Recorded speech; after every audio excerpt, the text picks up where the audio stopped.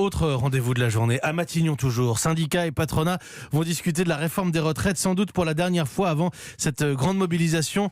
Le 5 décembre prochain, c'est dans 10 jours. Oui, et il sera forcément question tout à l'heure de la fameuse clause du grand-père. Cette idée selon laquelle la réforme ne s'appliquerait qu'aux nouveaux entrants sur le marché du travail.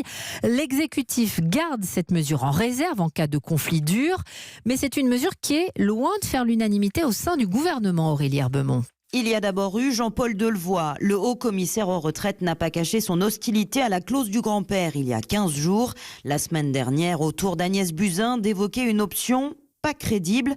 Hier, c'est un autre membre du gouvernement qui a fait part de son scepticisme, Gérald Darmanin sur BFM TV. Si on faisait que la clause du grand-père, ce serait dans 30 ans qu'on aurait une réforme des retraites.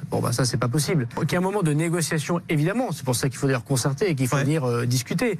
Mais on peut pas dire dans 30 ans, il y aura une réforme. Il y a un problème maintenant, mais on décidera dans 30 ans. Ça, c'est objectivement pas possible. À quelques heures des discussions du Premier ministre avec les syndicats, Matignon n'avait pas forcément besoin de ça. Avant de voir les partenaires sociaux, mieux vaut ne pas mettre une option à la poubelle, confie un conseiller d'Édouard Philippe, qui ajoute « Même si on a tous conscience des problèmes de la clause du grand-père », clause qui aurait des airs de renoncement.